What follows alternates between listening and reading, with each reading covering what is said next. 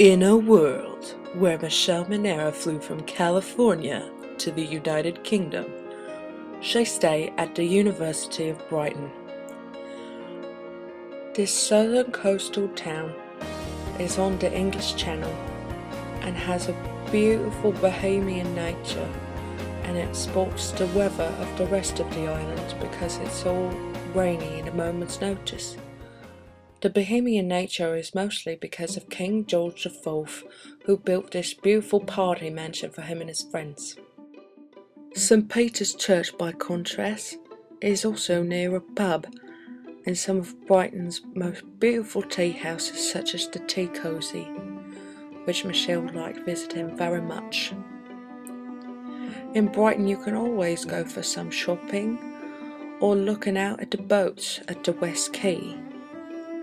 Brighton offers beautiful nature and also beautiful artistic culture. Michelle stayed at the University of Brighton former campus on the paddock field. It looked out over the downs. Even Brighton Uni's buildings were made to look like they were part of the downs, and the sheep and the surrounding forests were all kept tidy and respected by all, and they were great for a good stroll or even just a look.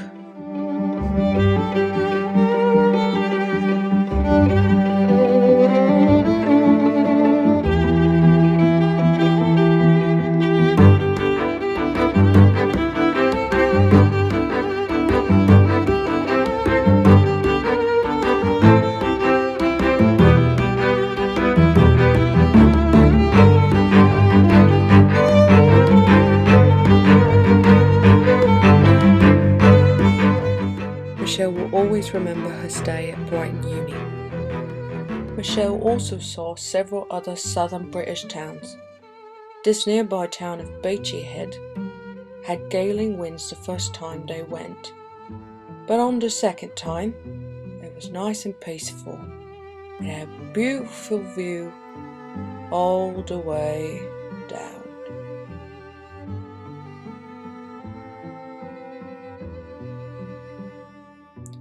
Yeah, it's a little creepy, but look at the nice view. Beachy Head was a great place to hang out with friends, and this is where she said goodbye to them. Southern England also had beautiful countryside between each little town that had its own character. She also visited Battle Abbey, which is the last of place that the Normans invaded in 1066. Another castle was Bodiam, which BBC uses a lot because there's not much around it, so you can really see what these royals were feeling when they were looking out over their turrets at the god rays above. Now Canterbury is farther north, and you can go punting on its river, climb up its beautiful hills.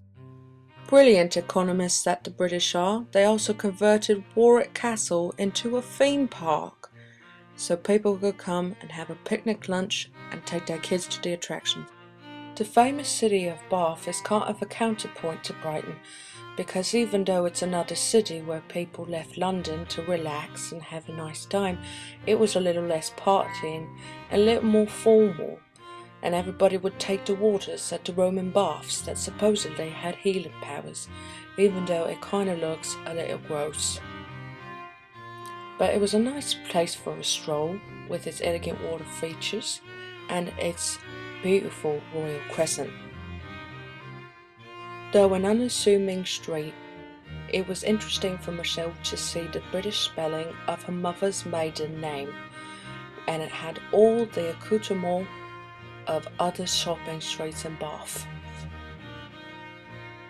The Jane Austen Museum is also in Bath, because Bath appears in every one of Jane Austen novels, which Michelle has read once or maybe twice apiece. Now Stonehenge is a curious thing because people have been preoccupied with them for about 4,500 years, but it's really just a bunch of rocks you're not allowed to touch. Oxford, by contrast, has a lot more to offer, including the Thames that flows all the way from London, as well as the biggest library in the world on Oxford University campus. Oxford also has the Eagle and Child, where famous authors Tolkien and Lewis talked about books and faith. Michelle's favourite British author is of course William Shakespeare, born in Stratford-upon-Avon, where they still have some of the most beautiful renditions of his work, including Henry IV Part 2, which Michelle saw. Shakespeare did most of his writing in London, but he's buried in Stratford-upon-Avon. He supposedly died on his birthday, but that's only conjecture.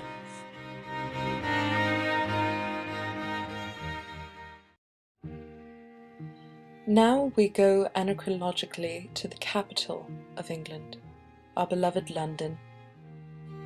The tourism and business conducted here was daunting at first, but soon Michelle fit in quite well.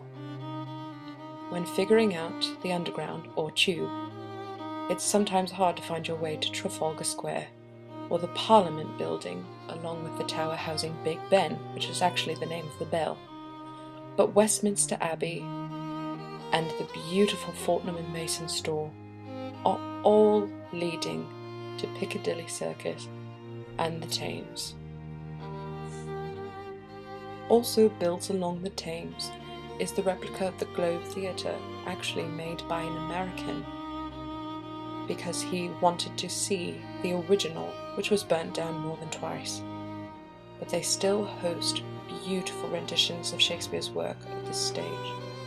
Further down the Thames is of course the Tower Bridge, as well as the Tower of London, which holds many secrets and traditions that you may not know about, including the 7 ravens kept in very good health.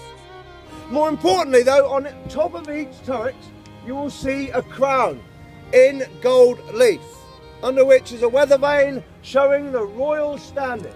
Now this denotes that the tower is still a royal palace, but it is no longer a royal residence. But never forget, our kings and queens lived here for well over 500 years. The royal family mainly lived on that top floor. On the floor below was a council chamber, a banqueting hall, accommodation for knights and their ladies, and the chapel of St. John the Evangelist. Royals are also giving housing for their beautiful jewels, expensive burial sites that are not to be photographed, and parades.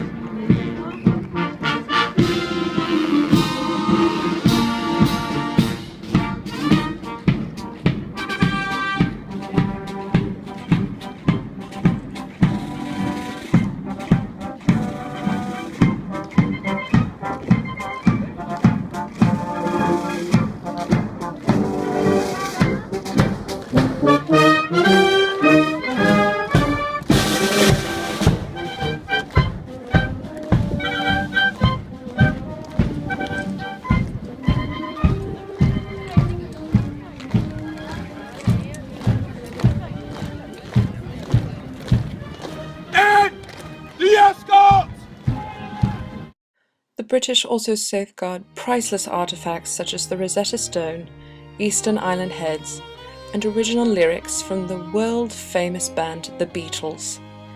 They also safeguard the beautiful printed music, some of the first of its kind, and value such leaders as John Wesley, Queen Elizabeth I, Jane Austen, and of course the Queen of all our hearts, Julie Andrews.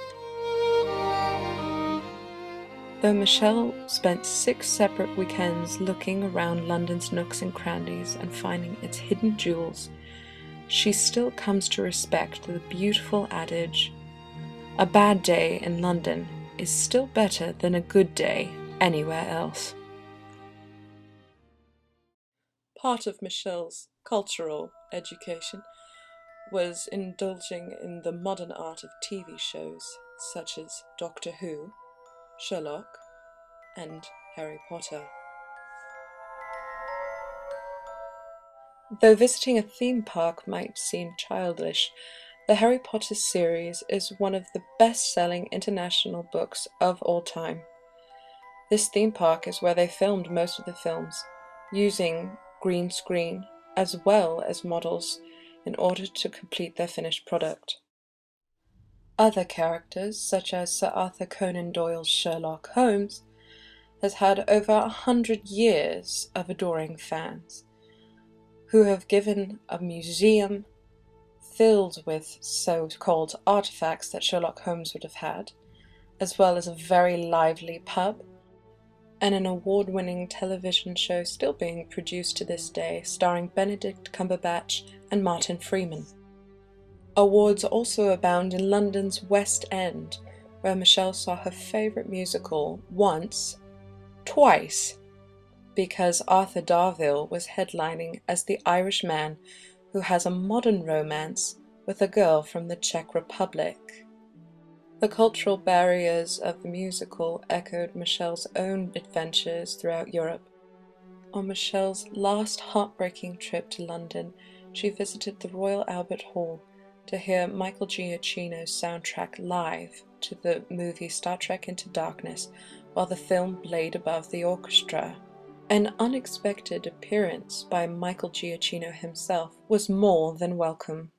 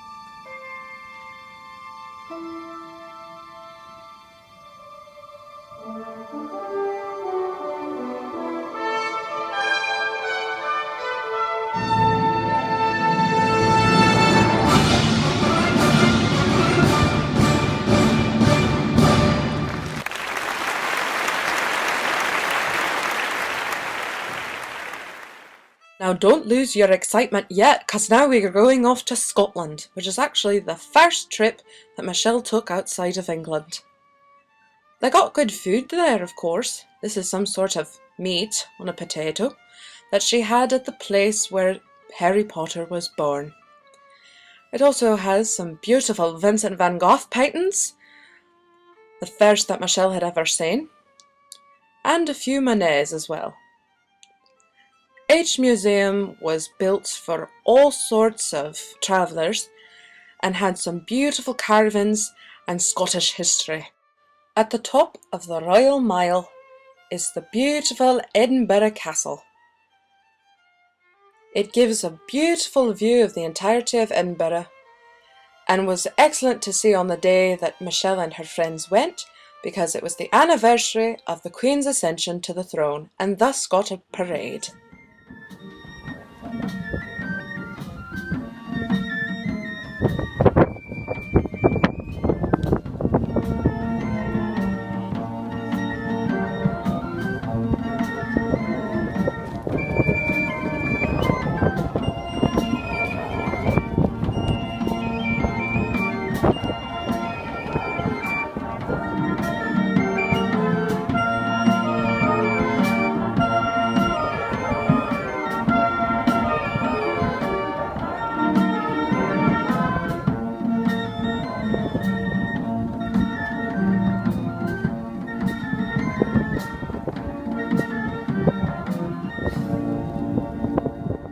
After the dignitaries entered, there was a 21-gun salute.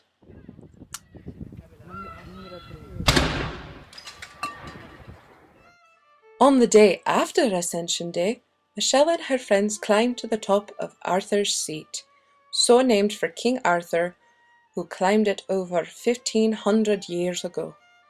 Its beautiful view of Edinburgh was a great way to celebrate their trip to Scotland. Alors, now the segment on Paris. Michelle took the ferry from the White Cliffs of Dover and took a bus the 40 kilometers to Paris. The first thing they saw was La Tour Eiffel, or the Eiffel Tower. Then they took a boat along the Seine and saw the La Notre Dame and the beautiful Parisian nightlife. She finished her day by ordering her own plat du jour, which turned out to be an egg with syrup and spinach. The next day, she again visited La Tour Eiffel and took several dozen pictures of it, and also took the time to go to Le Sacré-Cœur, a huge cathedral on top of a hill. She also saw Le Notre Dame and its beautiful, picturesque rose window.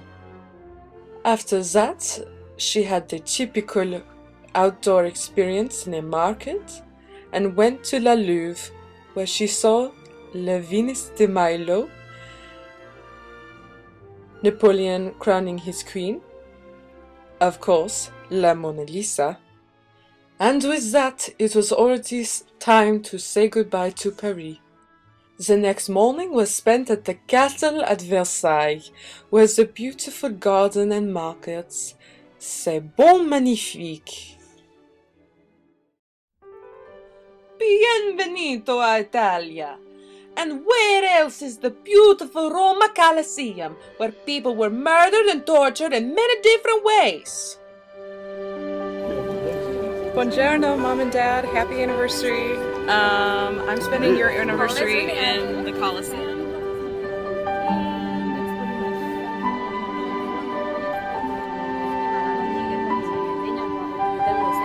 I miss you a whole bunch. See you soon. Allora, across the strata from the Colosseum is the Forum. Now, the Forum has the beautiful buildings with the grass peeking right out of them, just peeking right out. Then, of course, there is the Mouth of Truth and the Pantheon, where many gods have been worshipped for thousands of years. The lights came up while we were there. And of course, while in Rome, one must go to the beautiful Trevi Fountain and make a wish. Oh my gosh, okay, wait. Well, it's going.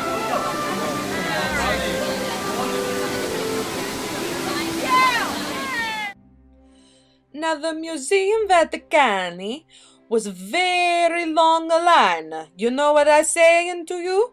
And the Sistine Chapel was very worth it for Michelle. She loved the ceiling. She loved it. She take many illicit pictures you're not supposed to take. She also goes to St. Peter's Basilica nearby and sees La Pietà.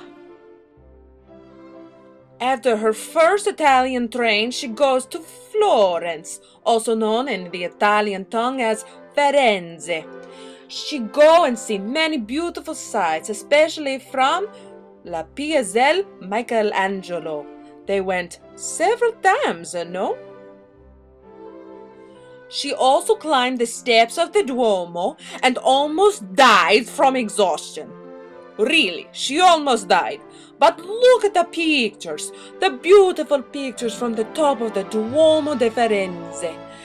Beautiful, no? Allora she even saw signs from God, a beautiful hot air balloon, and the most beautiful pizza she ever tasted.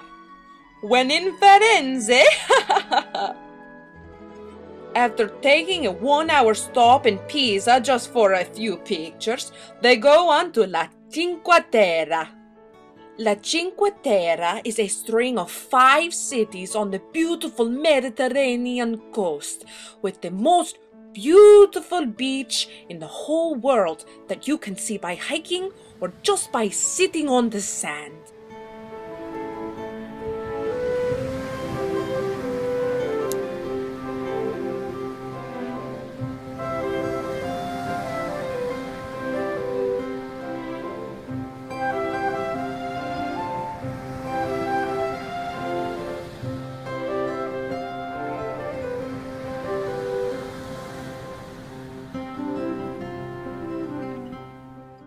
Che bella, no? Allora, Michelle and her friends, they walk the 3-kilometer hike in about 3 hours, and they take in the beautiful cliffsides, and they look back at the town they came from, La Monterosa del Mar, and they walked all the way past homes and tourist attractions to Vernazza. And by then it was already time to take the train to Milan. Now, Milan has a street called Pagano, and this Pagano is the same word as the town Michelle's family supposedly came from. So this was the closest she came to seeing her heritage. Maybe next trip to Italia, she'd dig a little deeper. Now, Michelle, she go to Verona mostly to see the beautiful Romeo and Juliet sites, where she sees the beautiful love locks that thousands have put on, as well as Juliet's statue, her balcony, and also her tomb.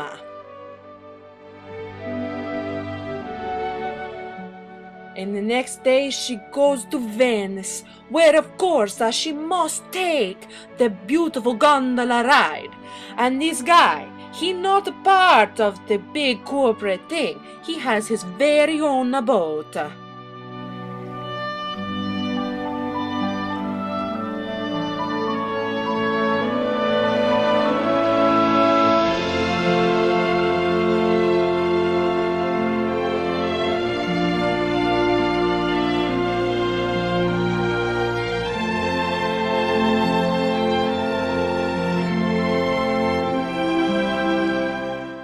After seeing Venice by canal, they see it by a walking.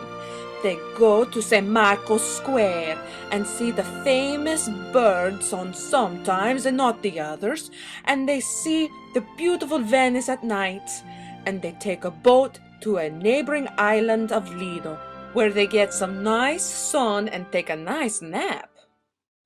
Now Michelle took her first solo journey to Ireland, and the Irish people were very warm, and she got to read James Joyce, Dubliners, in Dublin itself. She took it to St. Stephen's Green, and even took it to the University of Dublin, which held the Book of Kells, and the most beautiful library that she had seen the inside of. She also saw monuments to Oscar Wilde, and of course St. Patrick's Cathedral, and the Temple Bar, which is basically a monument to Bono. Her last day was actually spent on a walking journey from Bray to Greystones, which are two cities very close to Dublin. She very much enjoyed her walk and got to see beautiful Irish countryside and weather. Michelle's last tour was in several different countries. She started first in Switzerland, where the two main languages are French and English, so she had no trouble finding her way to the United Nations, the Reformation Wall, and La Jet d'Eau on Lake Geneva, which literally translates to jet of water. She then takes the beautiful 8-hour train ride through Switzerland and goes to Germany. Munich is in southern Germany, and it has a beautiful Schlossberg, which is castle. It has botanic garden, and this is also the place where they had the 1972 Olympics. She go to Vienna in Austria, and she goes to top of giant swing set, and she sees Venn spread out below her.